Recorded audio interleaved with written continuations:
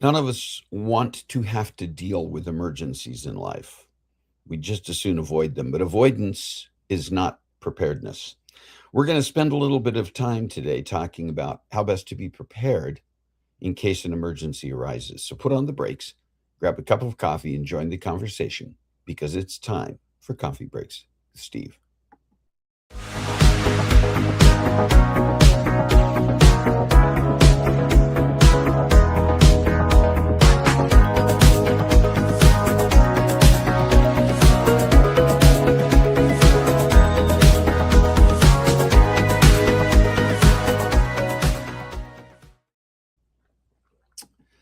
Well, welcome to Coffee Breaks with Steve. I am Steve, and this is the show where we come together around our virtual coffee table each week and join the conversation to chat about interesting topics with amazing guests. If you're joining us for the first time today, welcome. If you've been with us before, welcome back. Yeah, we're going to talk about emergencies. We're going to talk from the perspective of thinking about preparedness, just like we think about having insurance. This has been a tough week for many. A week ago today in Spokane area where I live, we had an outbreak of fires, arson caused in at least some cases that have been extraordinarily destructive to this date. They have assessed that at least 900 structures were damaged or destroyed, over 12 square miles of portions of city and county of Spokane have been consumed by fire, damaged by fire. And it has, fortunately, thank God, no indications that anyone was killed or even injured as a result of these fires, either because of the fires themselves or as a result of trying to evacuate. We ourselves, I know several people have asked this, I've been posting some of this on Facebook, but Carol and I have been safe throughout this. Did not have to evacuate. We had family and we've had friends who have been directly affected by this and are still not back in their homes in many cases, and may not be for quite a while, even though their homes did survive the fires. And this fire season remains very active. Today is another day where they're saying keep a careful watch in our area. And Spokane in our area is not the only place in this country that has been affected recently by various forms of disaster. Fires in a lot of places on the west, particularly, and in some places in the east. Um, Tornadoes, floods, a variety of things, some naturally caused, some man made, but things that cause people to suddenly have to consider, what do I need to do to survive? Whether it's getting quickly out of their home or having to shelter in place somewhere and get by for perhaps a number of days. Not trying to make this overly dramatic, it's just a reality. By the way, I will mention broadcasting today not from Spokane. Carol and I happen to be in beautiful Gaston, Oregon. If you're not familiar, it is west of the Portland area, beautiful little town. And I'm at the home of my brother Scott and his lovely wife Kathy. And we are not here because we had to leave due to the fires or the smoke. We're here because we're celebrating a birthday. I'll be mentioning a little bit more about in a few minutes. But yes, do say hello in the chat if you're with us. I do see that Rick is here. Carla is here. Carla's here. No, Carla's not here. Carla, I think, may be on the road because she is coming to celebrate birthdays as well. Shalan is here. Jerry is here. Good morning to all of you, and I hope you are doing well. I hope that wherever you are and whatever you're doing, that you are also safe and doing well. We're going to talk about several things. Hello, Dustin. I don't know what language that was in, but I say hello to you. Um, we're going to get to our sweet and savory because I want to get to our conversation today. And the conversation is significant. We'll talk about that a little bit more in a couple minutes, but I want to talk about our sweet and savory. And this is a story I love. We always like to find feel good stories and share them. And good news, especially in the midst of times when there has been so much chaos, as Shalane mentioned, so many things. Oh, Carla is watching. All right. Hello, Carla. Um, this took place in Virginia. We all know that Santa Claus is famous for giving gifts, but this may be an ultimate. There's one Virginia man who spends every Christmas as the community's beloved Santa Claus in a variety of locations and venues, may have given the greatest gift of all. He lost 40 pounds to qualify to do this, and then anonymously donated one of his kidneys to someone he had never even met. Recovering in the hospital wearing his Santa hat, he simply said he hoped his gift would give someone else a chance at a healthier, fuller life. And again, his name is not shared because he did this anonymously. It turns out, obviously, the spirit of Christmas doesn't just have to take place in December. It's something that can show up any day of the year, and it's something that reminds us that we can all do things to make a difference. So, well done, sir. Well done, Santa. And just another example of what an amazing, amazing person Santa Claus is. We do have some birthdays to celebrate this week, and I want to get to them. First one is happening just in a couple of days, and it's the reason we are in Gaston, Oregon this weekend. My brother, Scott Glavin, is celebrating a birthday on Monday, but he's actually throwing himself a massive birthday party this evening here in Gaston. So we came to town to be part of that. Why? Because he's turning 60.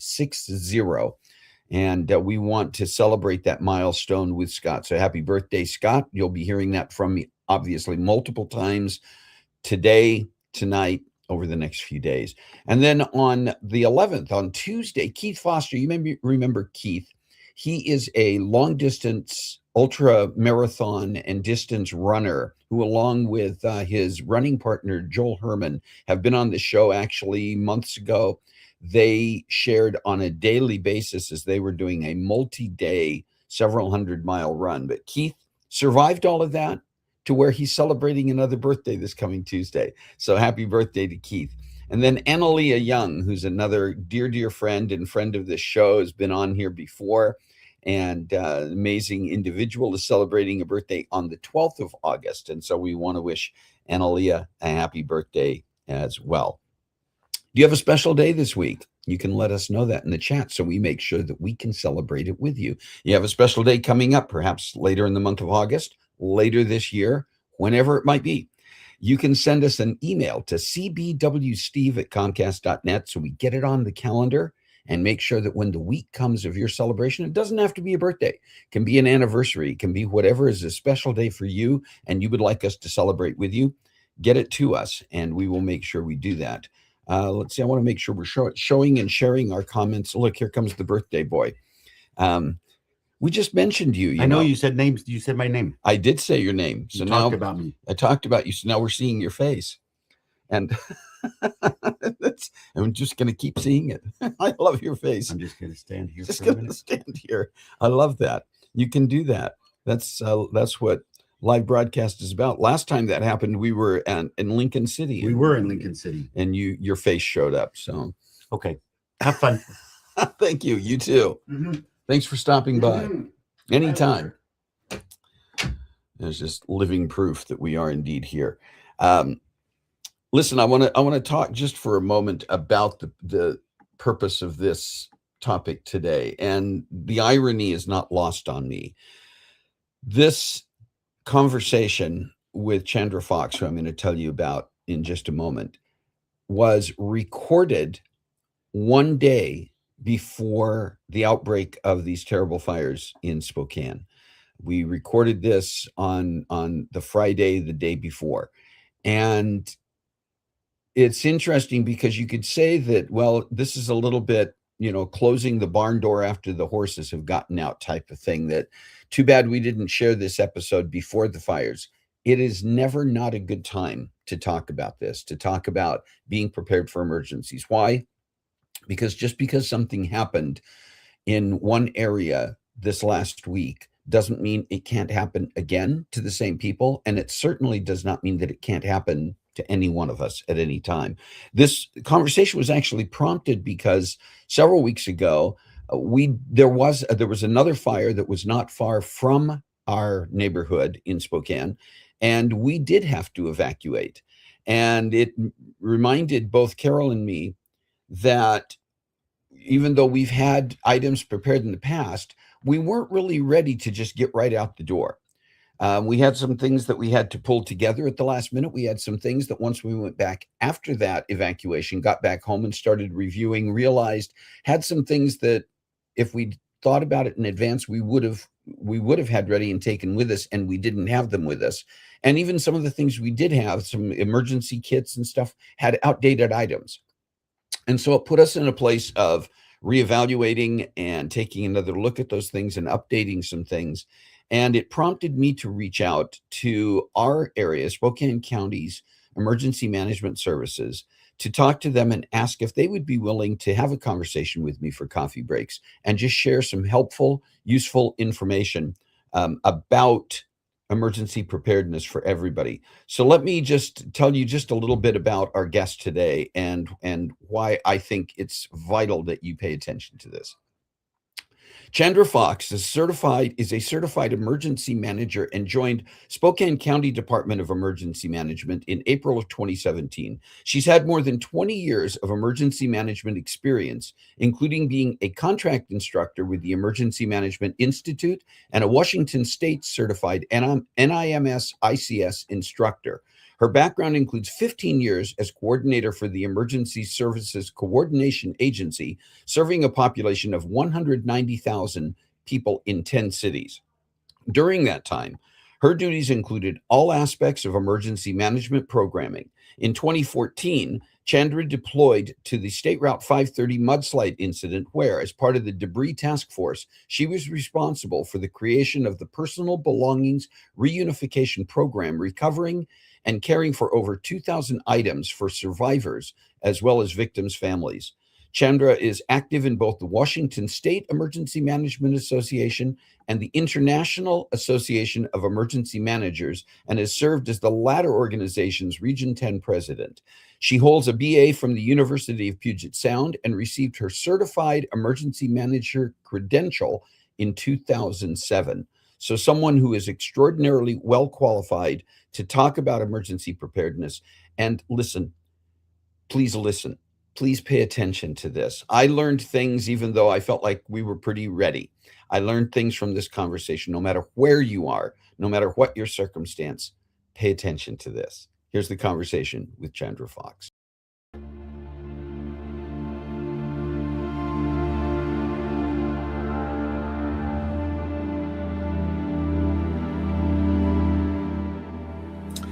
Chandra Fox, welcome to Coffee Breaks with Steve, and thank you so much for taking the time to join us today. Well, happy to be here. Thanks very much for the invitation.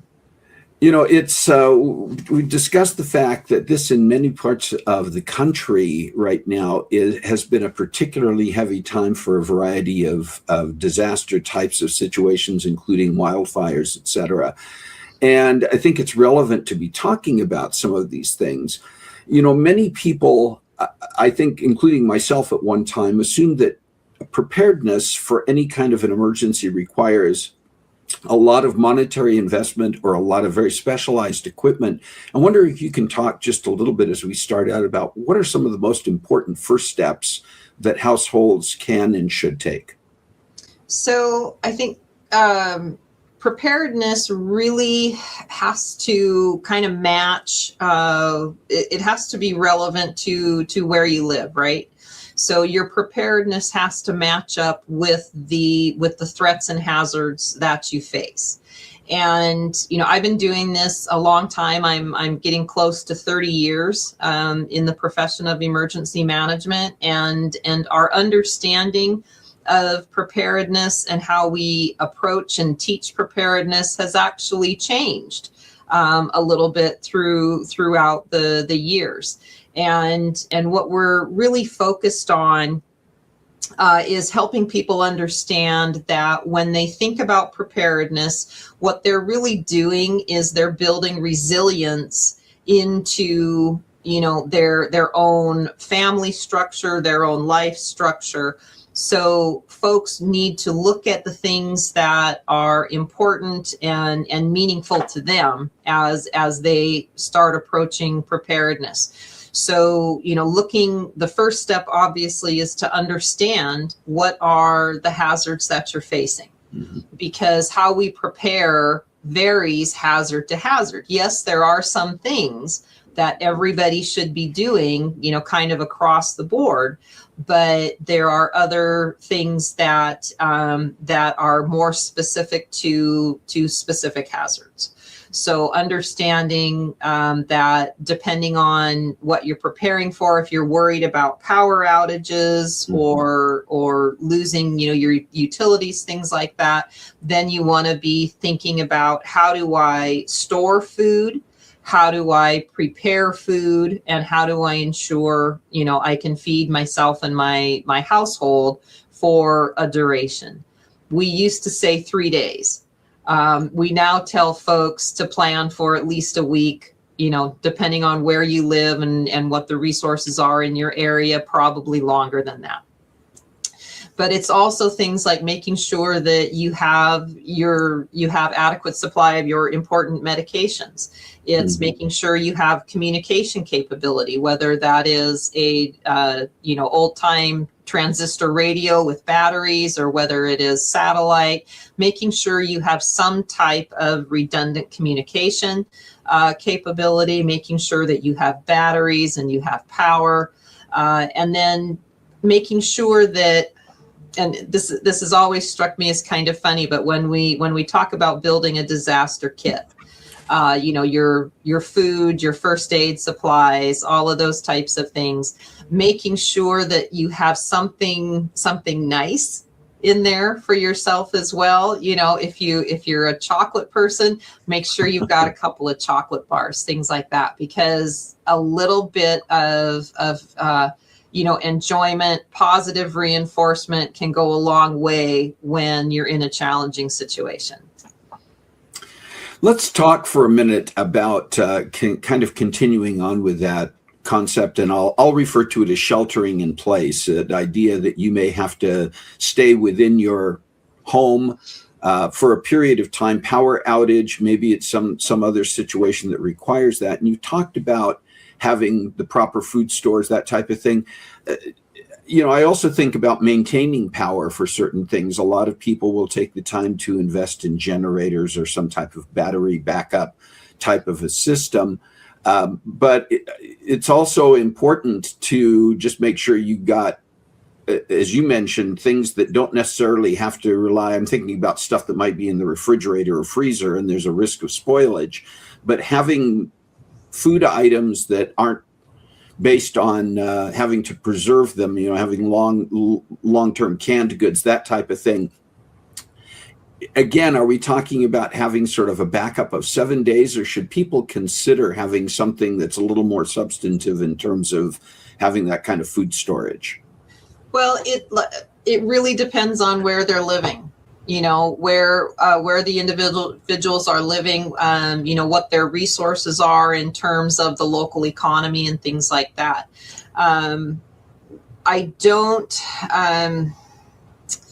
One of the things that's challenging when we talk about preparedness is the unfortunate fact is, we're in a challenging economic situation right now. And when folks are having to make decisions about putting gas in the car versus paying their rent, paying their utility bill, buying groceries, it's really difficult for folks to have 7 or 10 days of food just on the shelf when they're making tough economic choices. And so we understand that, and that's why it's important for people to really understand their own community and understand where the resources exist within their community. Are there, nonprofit organizations, faith communities, things like that, which may be kind of a non-traditional place for folks to access resources. And that's why it's so important for people to understand what their local community is. But it's also making sure that as you're thinking about how you're going to, feed yourself, feed your household, making sure that if you are out of power, making sure that you have the ability to heat food, to cook food, whether that's a propane camp stove, or people forget about their barbecue grills. Right. You can warm up a can of soup on your barbecue grill the same as you can cook a steak. So, making sure that you've got adequate propane for your grill, or, charcoal briquettes, or whatever type of grill you use. Making sure that you have the resources that you need to support the choices that you're making. Does that make sense? Yeah, absolutely. And those are important considerations. You were talking about having things like a transistor radio or other forms of communication. One of the key things that often comes up is that we're very reliant on our cell phones in this day and age, or on online chat capabilities. And in certain situations, you may be cut off from family. I don't know if there's a simple answer for that, but if some of those services were not available for a period of time, are there any good brainstorming ideas between family members in different areas that should be taken into consideration to be able to keep in touch? Or is that just something you have to work around in the event of a situation that may have cut off some of those communication channels? So having a family communications plan is absolutely a terrific idea. And one of the things that we've seen is when disasters happen, whether it's a natural disaster or something else, one of the first things that typically happens is the cellular networks become overloaded, because so many people are trying to make calls, and the system, it just doesn't have the bandwidth to support that many users. So what we found is landlines may continue to work in times when cellular networks are down. And I know there are very, very few people who maintain an actual landline at this point in time, but those folks who do, it can be truly a lifeline for them. Yeah.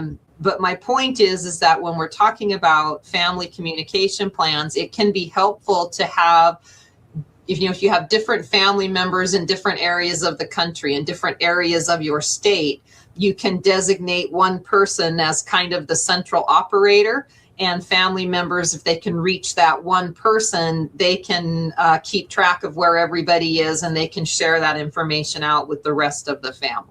Yeah. I've also heard, and you may or may not know if this is true, but I've heard that sometimes when the cell networks are getting overloaded, that text messages may still get through when making an actual voice call is overloading the system. Yes. Is that so? Yes. That's something to at least keep in mind that may allow you to still get a message out to family. Yeah. If you're unable to make the voice call, you may be able to send text messages. Yes. So let's talk for a minute. Our family was in a position a few weeks ago where a wildfire near us did require us to evacuate.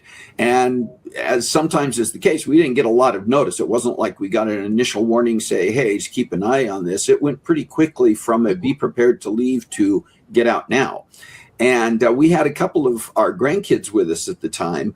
We actually, I think, I pat us on the back because I think we handled it with a great degree of calmness and attention to getting ready and moving in a good way. One of the things that I will mention, because you talked about if you have to shelter in place or that type of thing, having some things that you actually enjoy. One of the things that our grandsons did as we were loading up the car was they threw some of their stuffed animals that they sleep with in the back. Yeah. And at first we kind of chuckled at that, but the reality was that was part of what kept them calm. Yep. and helped over the couple of nights that we had to be away from the house. And I think that's an important consideration. You also mentioned, we talked about, and we actually have some things in place. We've been looking since that evacuation to update some things, but we've had a sort of a go bag, an emergency, if we have to get out quick bag. That after that emergency, we went through and realized some of the emergency food items in there were outdated. We needed to make some replacements with that, but also just going through and reminding yourself what's in those cases and what else you might need. And I'm thinking particularly about important documents, keepsakes, and other things. And the thought occurred to us, just even having some of those key things in a central location as much as possible, and also having a checklist. Can you just kind of share some thoughts on all of that? So, congratulations on managing an evacuation with young children in a timely and safe manner, because I know that can be a challenge. But when we're talking about things you should have in your go bag, you mentioned important documents, alternate forms of ID. You may, if you have several vehicles that you're unable to take, making sure you have your vehicle titles, things like that. Cash, having at least some amount of cash money is always helpful as well. But making sure that you have those things in a location where you can get to them quickly, where it doesn't take a lot of thought to pull things together, because as you mentioned, you did not have a tremendous amount of notice before you were informed that you needed to evacuate. Right. And specific to our location, here in Spokane County, that is something that we see more and more of because of the fuels condition that we have, because of the fire danger that we're exposed to here. It is becoming more and more common for when fires to start, we just immediately go to that level 3 evacuation, leave now, because the fire danger, the fire behavior itself becomes so rapid, with rapid growth, kind of extreme behavior, that we don't have really the luxury of giving folks that long lead in, that heads up. So what we're trying to lean into is when we have what we call critical fire weather, where we have higher temperatures, very low humidity, and wind, and relatively high winds. We try to message out to our folks here in Spokane County that they need to be prepared, and kind of take just the understanding that this is critical fire weather, and so we're going to treat it as that level 1 evacuation notice. You ought to be getting ready. Yeah. Just because we're in a dangerous situation and something may occur, and you won't have that long lead in, and so we want folks to be ready as quickly as possible. And evacuations, the couple of points about evacuations just in general, and this is applicable regardless of where you live. If you are in a situation where your public safety agencies are telling you need to be ready to evacuate, pay attention to them. There's not a public safety agency in the country who makes this stuff up. Nobody does it just to do it. There's always reasoned thought behind any type of evacuation notice. And so when your public safety agency gives you that notice, please pay attention to it. There's a reason that they are telling you that. And the other thing that I would say is, if you are concerned about the situation, if you personally do not feel safe in whatever situation you're in, go ahead and evacuate. You don't have to wait for the deputy to come knock on your door and say, hey, we need you to leave now. Right. If you're not feeling safe, go ahead and leave. The other point I would like to make is in your comments about your experience having your grandchildren with you, that took a little bit more time, didn't it? It took Definitely. More time to manage the children, get their things together than it would have if it had just been you and your wife, right? Right. So understanding who's in your household, who needs more time to be ready to evacuate and get in the car and away, whether that is your grandchildren, whether it is your elderly parent, whether it is your cat or your dog. Yeah.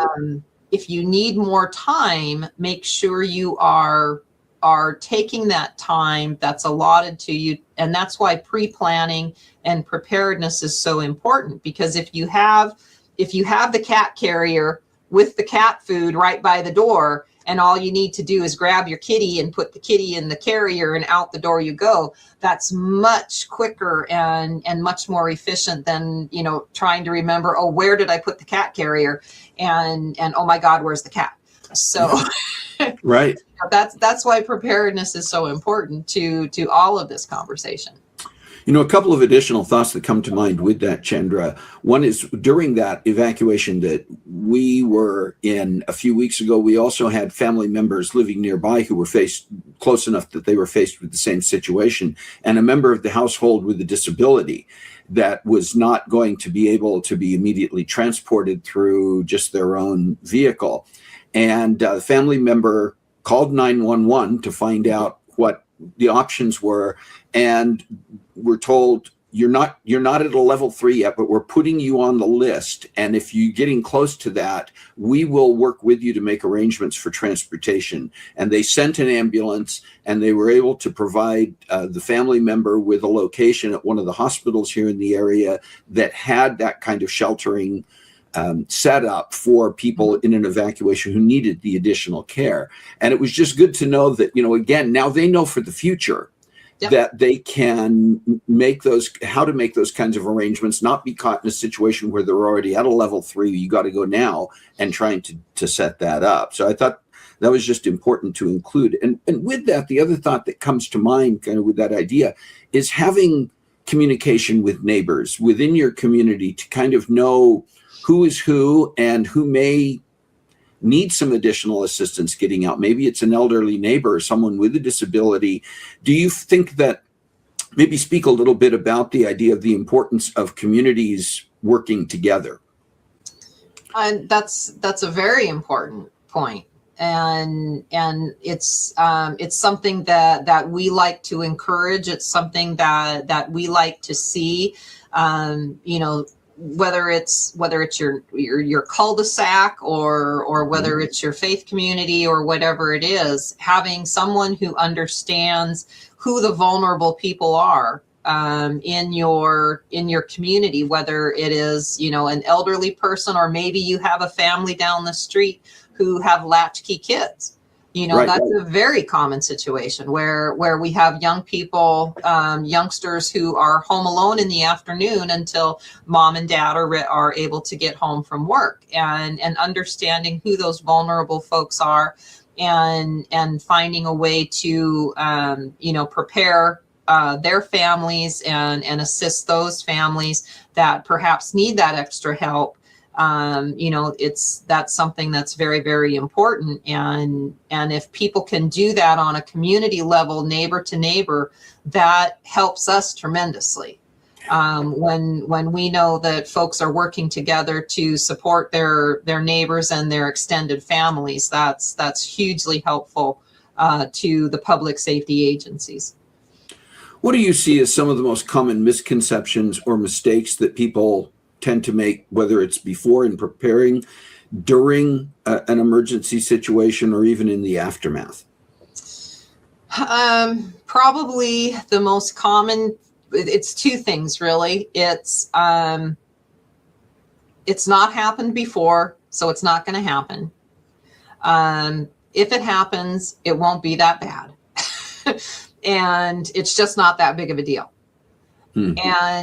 And the fire that you were involved in was something along those lines, because that particular neighborhood, while having been at risk for many, many years, had never really had this type of incident occur. And so we had folks who were just like, oh, it'll be fine.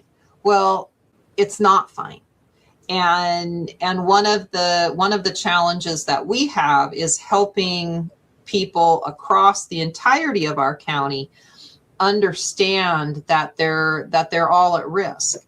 And so for people to take the position that they don't have to prepare because it's not going to happen to them, or they don't have to prepare because because the government will help them. That's one that frustrates me as a representative of the government. And we just don't have the capacity. There's no government in anywhere in the United States or the world really that has the capacity to care for every single individual on an individual basis. It's just not possible. And so we do really need folks to take some measure of personal responsibility. That's what preparedness is. Yeah. You are taking responsibility for your outcome. Yeah. The more you prepare and the better you prepare for whatever the incident is, whether it's a wildfire or a flood or a tornado, whatever it is, the better you prepare, the more positive your outcome will be post-incident. Mm-hmm. And so that's the most frustrating thing for me is where people think that they don't have to do it or it's not going to matter. So that's probably my number one concern. Are there some, both within our local area, Spokane County, where I live, where you work, and even beyond that, are there some basic resources, apps, places that people can go online to get information, maybe download checklists, find out what they can have on their phone to be keeping track of potential emergencies before and during a situation? So in terms of preparedness information, checklists, things like that, there's a lot of different resources. Probably the best one is ready.gov. So the word ready.gov, and that will take you to FEMA's site, and FEMA has all sorts of resources and materials, information. If you go to the FEMA training, there's also some independent study online courses people can take to learn about disasters and disaster response. I always encourage folks to do that if you've got a particular interest in that. Your local emergency management office should have if they don't maintain a robust website, they should have, still have print materials and things available to you. So be sure you're checking, with your public safety agencies. If you live in a fire district, make sure you've got a good relationship with your fire district. So there's a lot of different avenues to get information just about general preparedness. But if we're talking about alert and warning and how you actually receive incident information, it is absolutely vital that individuals register with their home agency wherever they live. The vast majority of jurisdictions across the country have some type of alert and warning platform for their constituencies now. It's very uncommon for jurisdictions to not have alert and warning.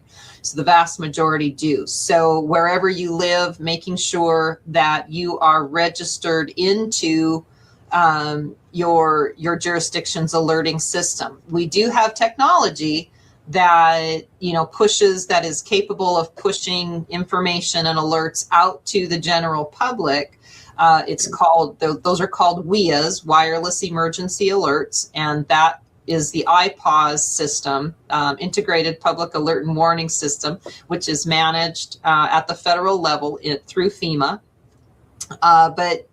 And while that's helpful, registering into your local system gives you the security of knowing that you're not going to miss an alert.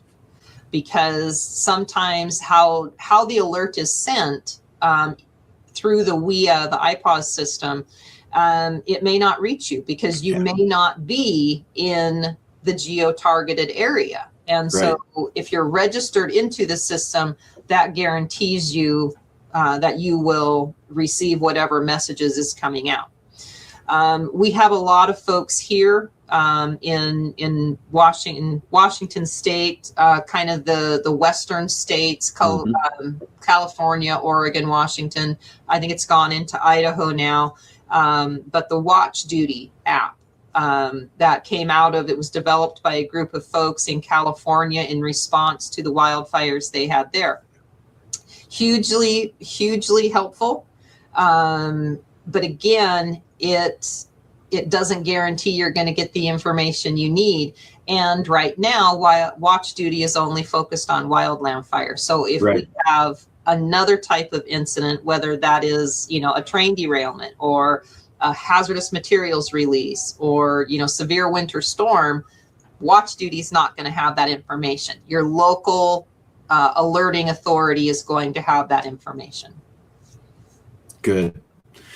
If viewers remember only one message from our conversation today, what is the single most important action you would recommend, encourage them to take in the next, whether it's the next 24 hours, within the next week, just in the short term? What should they be thinking about doing now? So, understanding that this is a wider audience than just Spokane County, I'm going to give you two answers. Great. If you are listening to this and you live in Spokane County, Washington, register for Alert Spokane. Yeah. That's my main takeaway for folks within Spokane County.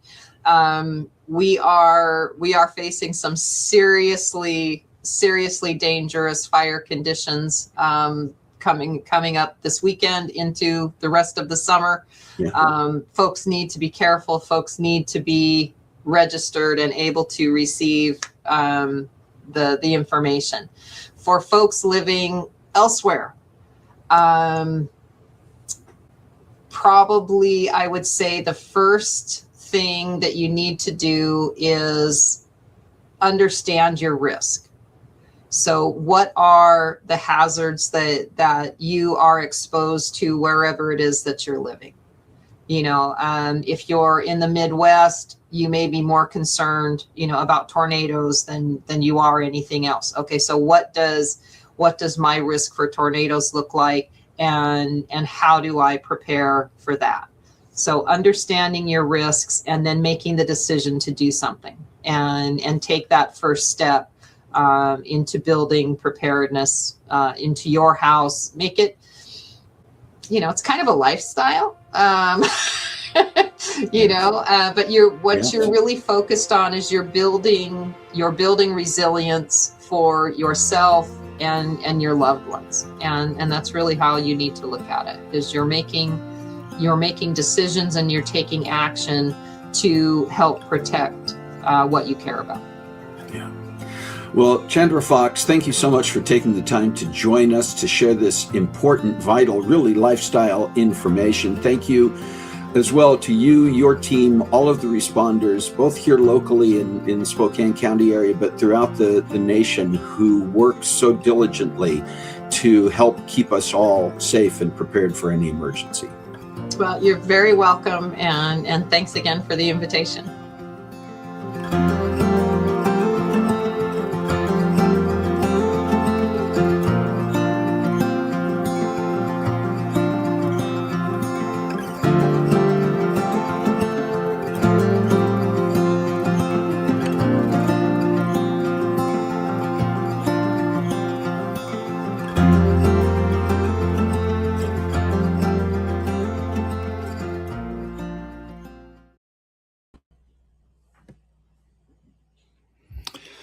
No matter what your circumstance, no matter what you may already have been through or could potentially go through, the hazards that face you, timely information, and I would go so far as to say timeless information. This kind of information does not have a limited shelf life.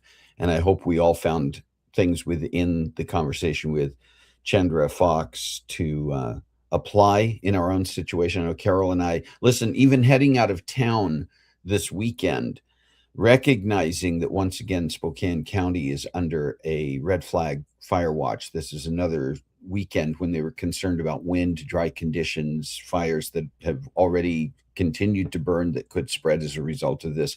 We brought our go kits with us. We brought the documents. We brought the go bag. We loaded up some keepsake items, and they came with us on this little weekend trip because we never know. And it's not paranoia. It's not, I don't think it's a case of trying to overcompensate for anything. Look, most of you out there, if not everyone, depending on your living situation, carry some kind of homeowner's insurance in the event of a loss. You hope you're never going to have to use it, but you don't want to not have it. There's a peace of mind in knowing that you have it.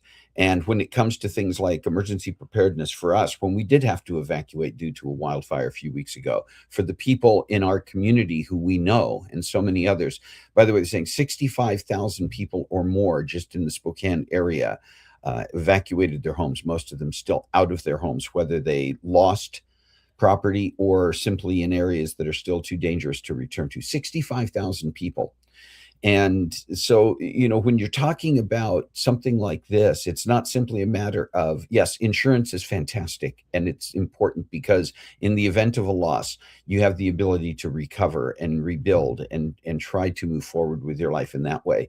In the event of some of these emergencies, if you are not prepared to shelter in place in the best way possible or get out with what you need in the best way possible, it's not as simple as just how quickly am I going to be able to recover. It may actually be your life, the lives of your loved ones who really are at risk here. So yeah, extremely important. It's not in any way to try to be sensationalistic with any of this. It's important. And I hope that you got that from the conversation. I'd be curious to know in the chat if there were things that you particularly found to be helpful or useful.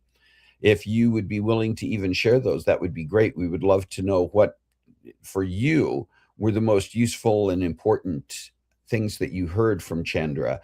What parts of the conversation resonated with you the most? Several of you already mentioned, I know Carla and Rick shared several things that within their community, within their household, they already have available and some of the things that they're already aware of. If you have resources, if you have ideas, if you have things that you'd want to share, you can put them in the chat. You can also send those to us at our email address, cbwsteve@comcast.net. We'd be more than happy to create a little resource file. And I'm sharing a couple of things here as we wrap up today.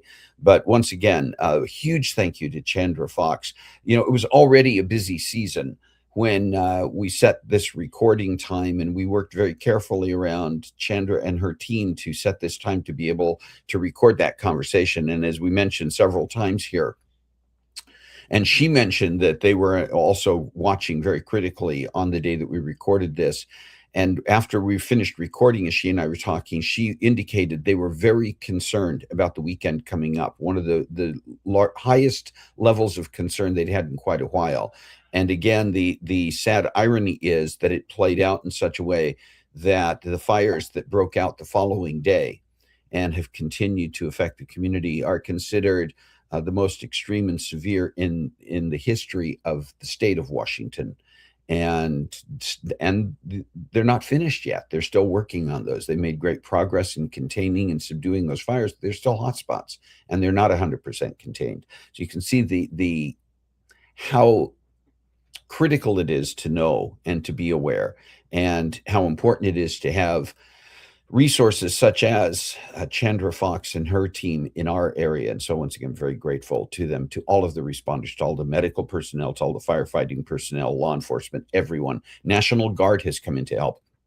We have currently, I'll mention this, as of the latest update, there are resources from 20 states in the United States currently in the Spokane area and some of the other areas in Washington helping with wildfires just in our area. And so again, just my heart is full in knowing just how much our community has responded. And we're going to share a few things here in just a moment. I want to share some things that are coming up, first of all, in the next few weeks, because we have a lot happening on Coffee Breaks with Steve. Next week, do you remember Casey Schisler, the Bard? She was here and talked about she talked about Norse mythology and playing the Greek lyre and her musical background. Well, she's just returned, literally just returned this last week from a month-long trip to Finland, where she was studying the culture and the stories and the mythology and the music of that country. And she's going to be here next week to share some of the experiences and some of the things that she learned.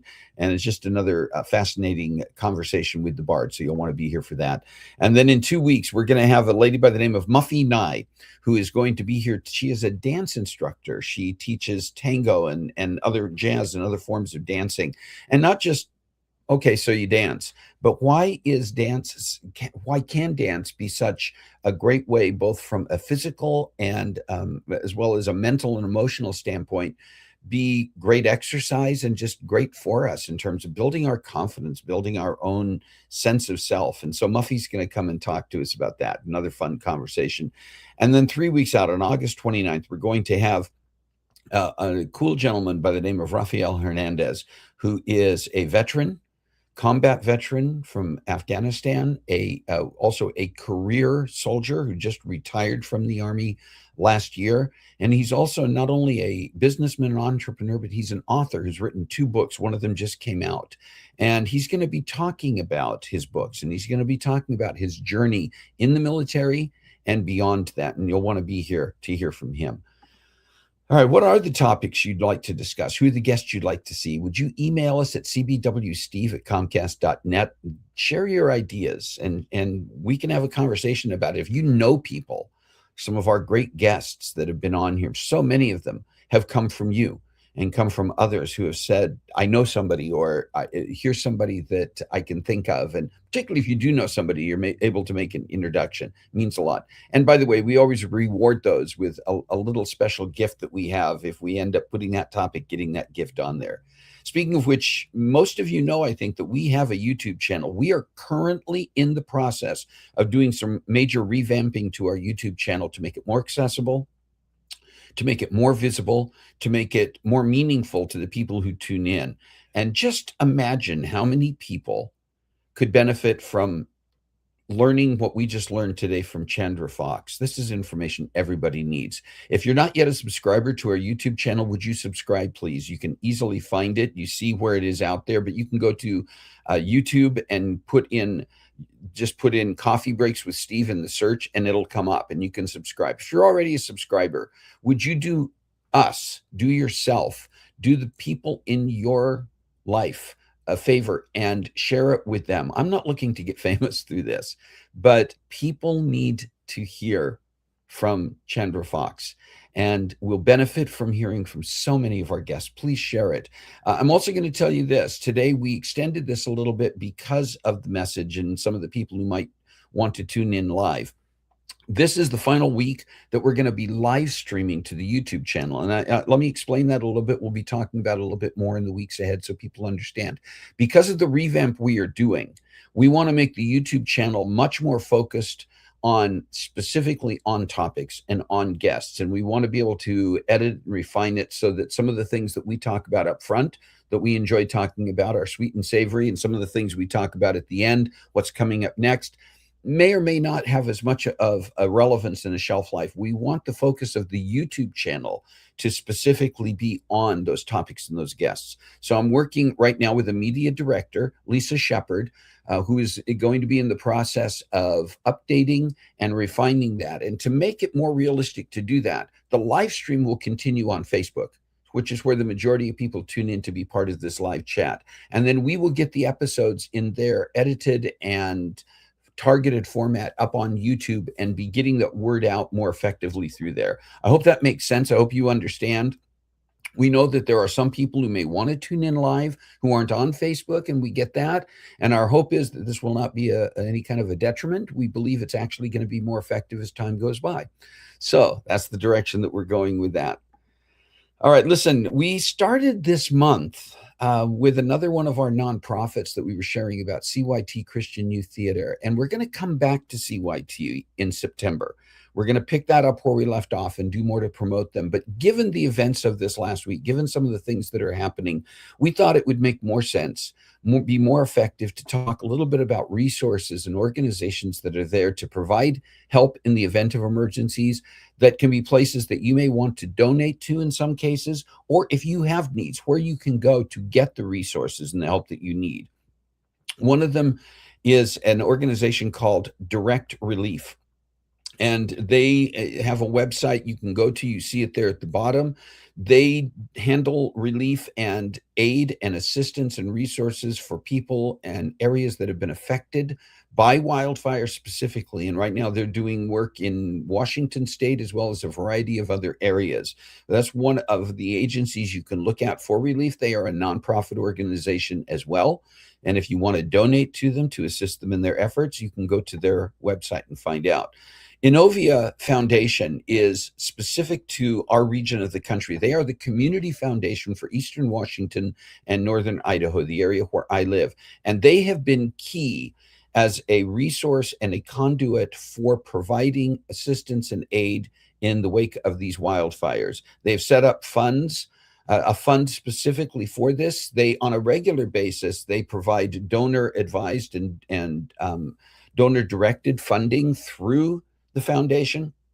And right now they are inviting anyone who wants to give to this specific fund to do so. And all of this aid will go to assist those who have been impacted by the wildfires in the Spokane area.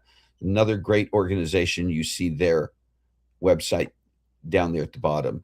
We're going to stay strong in Spokane, as well as so many areas that have been impacted by issues, by disasters, by emergencies over the course of these last few months. And over the next few weeks, we're going to be sharing more information about organizations near you, in some cases on a national basis, that may be organizations you would want to look for and look toward.